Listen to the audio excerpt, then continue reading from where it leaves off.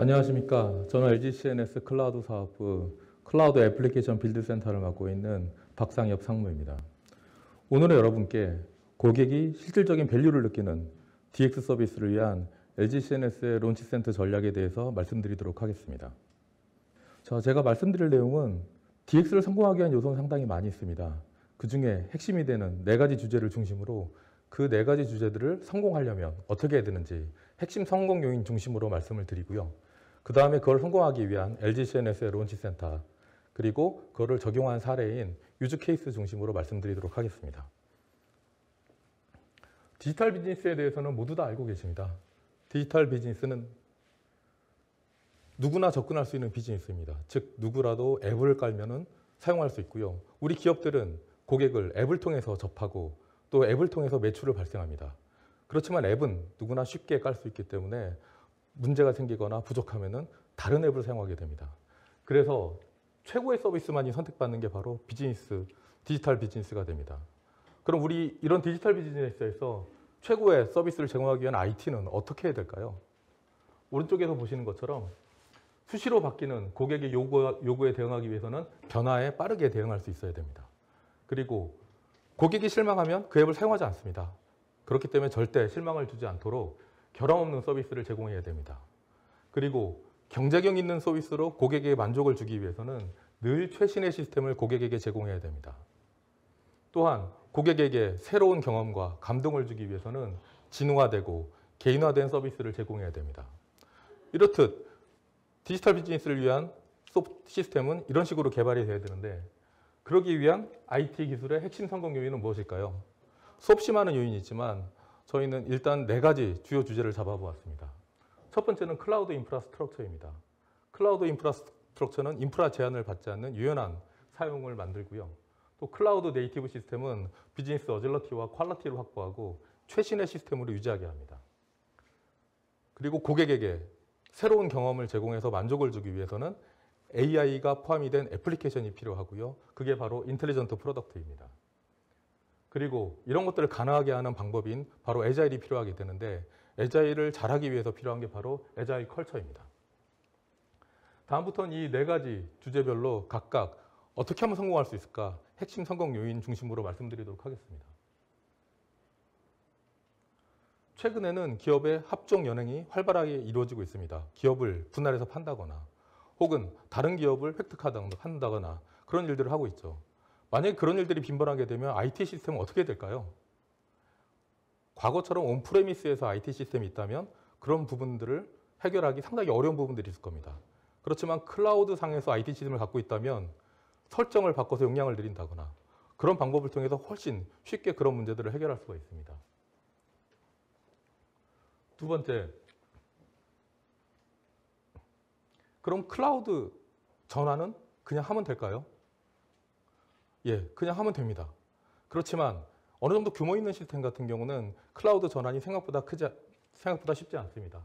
첫 번째, 절대 중단돼서는 안 되는 미션 크리티컬한 시스템의 업무 연속성을 유지하면서 1000대 이상의 서버를 클라우드로 옮길 수 있을까요? 그리고 클라우드는 보통 퍼블릭 네트워크를 사용합니다. 퍼블릭 네트워크는 아시겠지만 네트워크 전송량에 한계가 있습니다. 그런 네트워크를 사용해서 페타 단위의 데이터를 최소 시간에 클라우드로 올리고 잘 올라가는지 검증할 수 있을까요? 그리고 클라우드에 올린다고 하더라도 온프레미스 있는 시스템과 같이 운영이 돼야 될 텐데 이 2가지 시스템을 병행 운영하면서 보안을 잘 유지할 수 있을까요? 사실 이런 것들은 클라우드 전환의 아주 중요한 요소들입니다. 그렇지만 이런 것들을 구현하기 위해서는 상당히 높은 기술력과 경험이 필요하게 됩니다.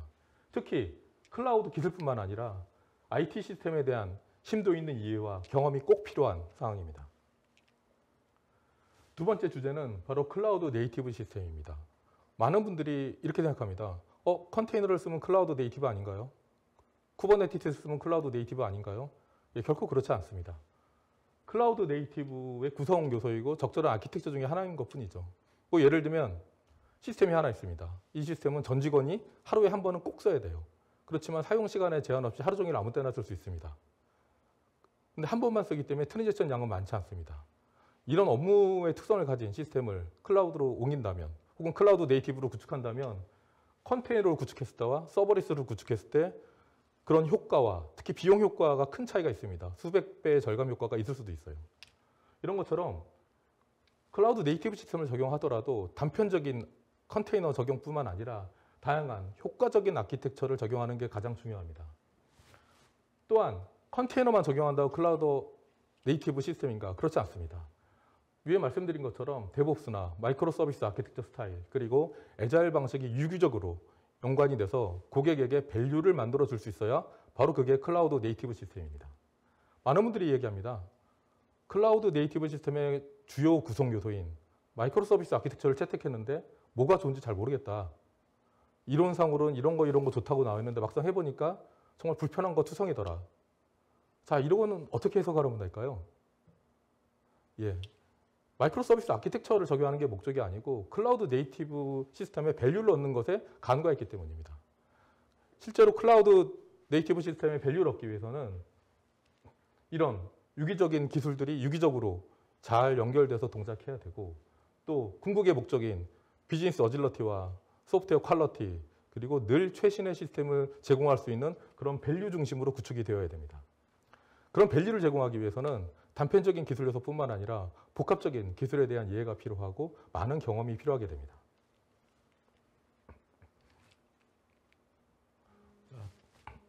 클라우드 네이티브 시스템 두 번째 장표인데요. 아까 말씀드린 것처럼 클라우드 네이티브 시스템은 수많은 기술 요소로 구성이 되어 있습니다. 이 중 대표적인 기술 요소를 몇 가지 정했습니다. 클라우드 인프라를 소프트웨어로 관리하는 인프라스트럭처 에즈 코드, 그리고 개발자가 개발한 코드를 사용자에게 최대한 빨리 전달하기 위한 핵심 요소인 테스트 오토메이션, 그리고 사용자에게 데이터 중심의 화면이 아닌 사용자가 하고자 하는 일 중심의 모던 UX, 그리고 애자일 데브옵스 컬처, 그리고 백엔드와 프론트엔드의 결합을 줄여서 유연한 시스템을 가능하게 하는 모던 웹, 그리고 100% 자동화된 CI/CD 파이프라인을 통해서 개발된 코드를 사용자가 사용하는 시스템까지 잘 배포하는 것, 그리고 고객 경험을 위한 AI가 적용이 된 애플리케이션, 그리고 독립적으로 개발해서 동작하면서 늘 최신의 시스템을 유지할 수 있는 마이크로 서비스 아키텍처 스타일 등입니다.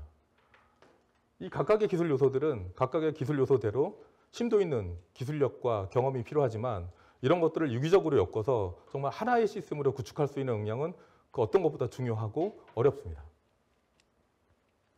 세 번째는 인텔리전트 프로덕트 구축입니다.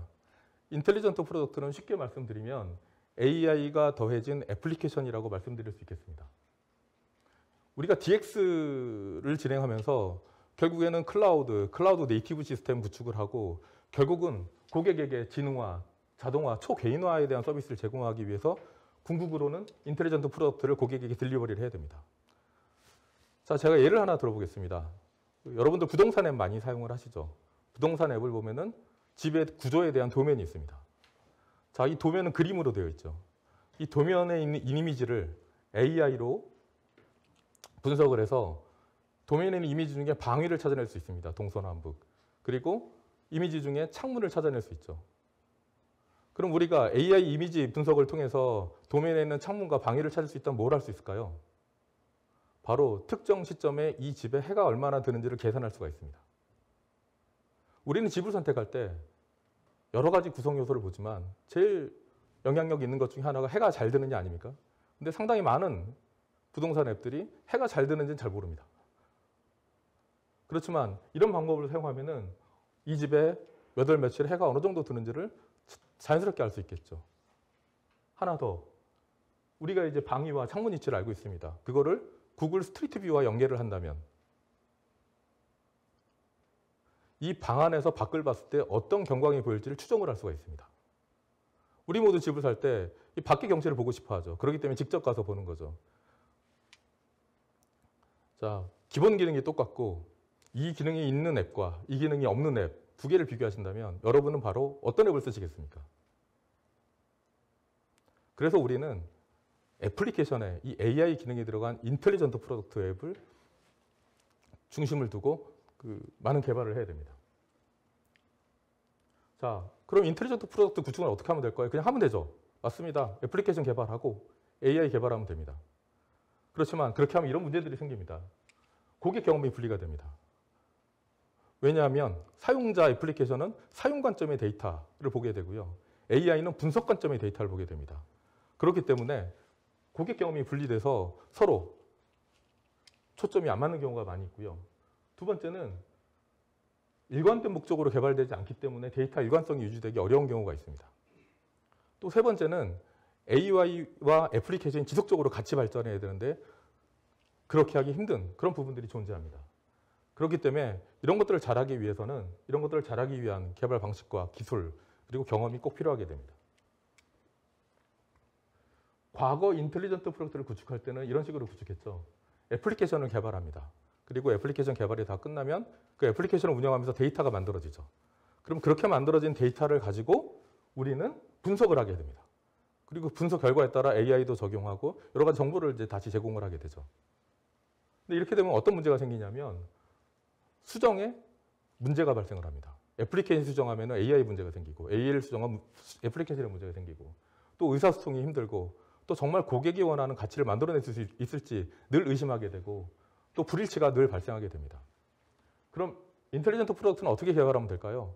지금 보시는 것처럼 애플리케이션 개발 전문가와 데이터 분석 전문가가 하나의 스크럼 팀으로 움직이면서 고객의 요구사항을 같이 보고 그 고객의 요구사항을 충족하는 범위 내에서 데이터 분석 관점, 데이터 사용 관점을 잘 분석해서 설계하고 이렇게 개발된 시스템이 지속적으로 발전할 수 있는 체계를 같이 만들어가는 것입니다.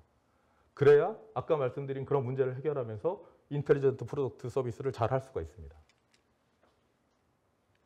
자, 인텔리전트 프로덕트에는 이런 프로세스뿐만 아니라 꼭 필요한 기술 요소들이 많이 있습니다. 그중에 중요한 4가지 기술 요소만 간단히 말씀드리겠습니다.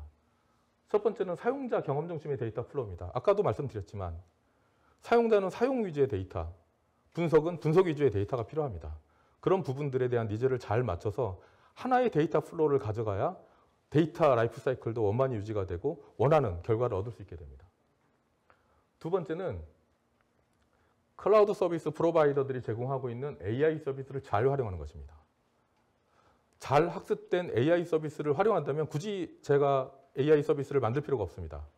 그리고 활용만 하면 되는데 어떤 식으로 활용하면 되느냐? 수없이 많은 AI 서비스 중에 어떤 것을 선택하고 그걸 어떻게 평가하고 어떻게 적용해야 내 애플리케이션이 인텔리전트하게 되는가? 그 부분에 대해서는 상당히 많은 노하우나 경험이 필요합니다. 세 번째는 끊임없는 개선을 위한 데브옵스와 ML옵스입니다. 애플리케이션 라이프 사이클을 위해서는 우리 데브옵스 체계, 즉 CI/CD 파이프라인을 적용합니다. 그리고 데이터 분석 AI를 위해서는 ML옵스를 적용합니다. 그런데 이 둘의 라이프 사이클이 다릅니다. 애플리케이션은 애플리케이션이 변경될 때 동작을 하게 되고요.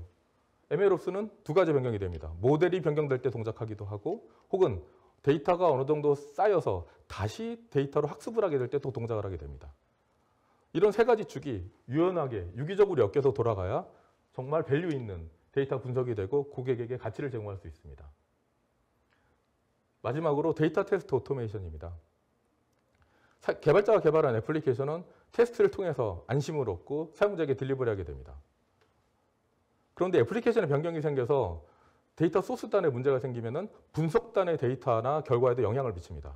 그런데 그런 것들을 찾아내지 못하고 바로 분석을 해버리는 경우 전체 분석이나 AI에 영향을 줄 수가 있습니다.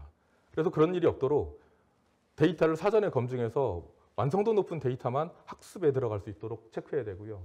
그런 것들을 자동으로 하는 게 바로 데이터 테스트 오토메이션입니다. 자, 마지막 주제인 애자일입니다. 많은 분들이 말씀하십니다. 애자일 적용해 봤는데 좋은지 모르겠어요. 그럼 저는 속으로 생각합니다. 정말 애자일을 잘 적용하셨을까요? 한국에 있는 많은 분들이 애자일 적용하면 프로세스 관점에 집중합니다. 스크럼 미팅하고 스프린트 단위로 하고 데모하고 레트로스펙티브하고 이런 것들 하면 애자일 하는 거 아닌가요? 예, 틀린 말은 아니지만 아닙니다. 그렇지만 그렇게 해서는 애자일의 밸류를 얻을 수가 없습니다. 지금 보시는 그림에서 보시는 것처럼 글로벌에서는 소프트웨어 개발의 86%를 애자일 방식으로 개발하고 있습니다. 지극히 현실적이고 지극히 이익을 추구하는 글로벌 기업들이 왜 애자일 방식을 이렇게 많이 쓸까요? 답은 간단합니다. 더 많은 밸류를 얻기 때문입니다. 자, 오른쪽에 보시는 것처럼 애자일은 적용하는 것이 목적이 아닙니다. 적용해서 밸류를 얻는 것이 목적입니다. 즉 스크럼 미팅 이런 거 하면 애자일 하는 거 아닌가요? 혹은 애자일을 적용했는데 소프트웨어가 달라지는 게 하나도 없어요. 세 번째, 혹시 워터폴에선 이런 것들을 애자일에서 뭐라고 부르나요? 사실 이런 생각들이 우리 머릿속에 많이 있기 때문에 그 애자일이 원만히 적용되지 않고 실제로 밸류를 만들어내지 못하는 것입니다. 지금 보시는 것은 애자일을 잘하기 위한 방식입니다. 즉 애자일을 잘하기 위해서는 애자일에 대한 프로세스뿐만 아니라 애자일로 좋은 프로덕트를 만들기 위한 엔지니어링 기법이 같이 병행이 되어야 됩니다. 지금 보시는 화면에서는 제일 위에 이제 프로세스가 있다면 그 밑에 도구나 또 문화 그리고 자동화 영역이 있습니다. 이 세 가지 영역이 유기적으로 엮여져서 잘 동작을 해야 애자일에 대한 진정한 밸류를 얻어낼 수가 있습니다. 그렇기 때문에 애자일은 프로세스만큼 중요한 게 바로 이런 좋은 프로덕트를 만들기 위한 엔지니어링 기법입니다. 자, 애자일에 대한 밸류에 대해서 또 말씀드리겠습니다. 그럼 애자일의 밸류는 무엇인가요? 오른쪽에 보시면 중요한 것을 먼저 개발하고 고객에게 빠르게 전달하거나 사용하면서 기능을 확대하거나 혹은 싸고 많은 실패로 더 높은 성공을 기대하는 것, 책에 나오는 얘기입니다. 그렇지만 애자일을 정말 제대로 잘한다면 이거 외에 수없이 많은 장점을 얻을 수 있습니다. 대표적인 게 바로 밑에 있는 그런 내용들이죠. 개발자들이 쉼 없이 어떻게 열심히 일하게 하는가? 그리고 개발자들이 어떻게 하면은 책임감을 가지고 자발적으로 일하게 하는가?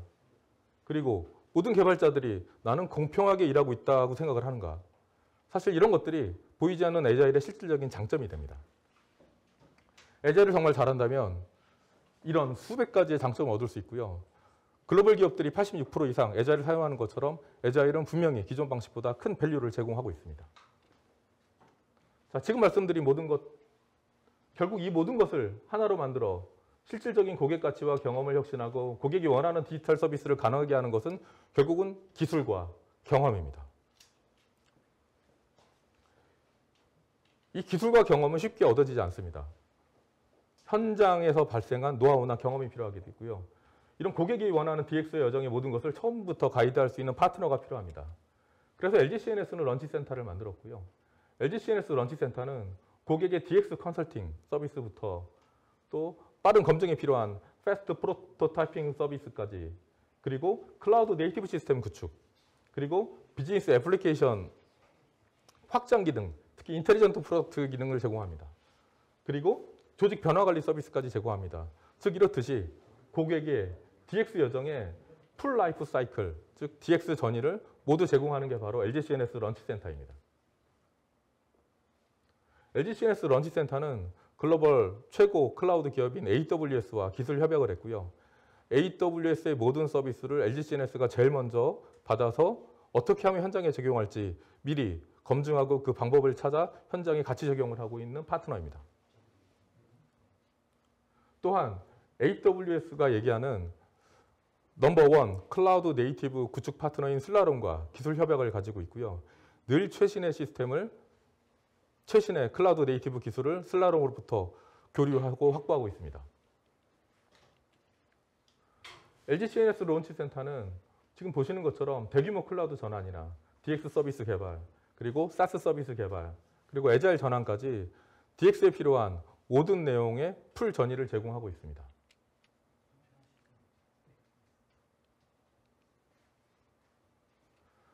(2011년도) IDC에서 발행한 AEM 시장 동향 리포트에서 LGCNS가 가장 많은 애플리케이션 모더니제이션 수행 사례를 보유하고 있다고 리포팅하였습니다. 이렇듯 대한민국 1위 AEM 사업자인 LGCNS는 많은 고객분들에게 실질적인 밸류를 주고 있습니다. 적용했다고 자랑하는 것이 아니고요. 고객들이 실제로 경험할 수 있는 그런 밸류를 얻은 부분들을 좀 말씀드리고자 합니다. SC제일은행은 뱅킹 시스템 최초로 애자일을 적용했습니다. 이런 애자일 방식을 통해서 수없이 많은 20회 이상의 릴리즈를 진행하면서 고객이 가장 만족하는 뱅킹 시스템을 개발할 수 있었고요. A보험사는 기존에는 금융업이었지만 이제 플랫폼 기업으로 거듭나고 있습니다. 그럼 플랫폼 기업이 되기 위해서는 뭘 해야 되는지 플랫폼 기업에 맞는 DX 전이를 LGCNS와 함께하고 있습니다. 과거에 몇 년 걸리던 개발을 이제는 3개월 만에 개발을 해서 릴리즈하는 그런 체계로 이제 업그레이드할 수 있었고요. B은행은 플랫폼 조직을 통해 새로운 금융 서비스를 개발해서 고객을 만족시키겠다는 목표를 잡고 있습니다. 그런 여정에 LGCNS와 함께하고 있습니다. 아시겠지만 대한항공은 글로벌 최초 모든 시스템을 클라우드로 전환했습니다. 전환할 때 오픈 후 결합 영건에 안정적인 서비스를 제공한 것은 의미 있는 일입니다. 이렇듯 글로벌 기업으로부터 확보한 최고의 기술 역량과 대한민국 1위 AM 구축 경험을 바탕으로 LGCNS 런치 센터를 통해 고객분들의 디지털 트랜스포메이션 전이에 함께하도록 하겠습니다. 혹시 애플리케이션 마더니제이션에 대해서 더 궁금하시다면 아래에 있는 QR코드를 참고하시면 되겠습니다. 감사합니다.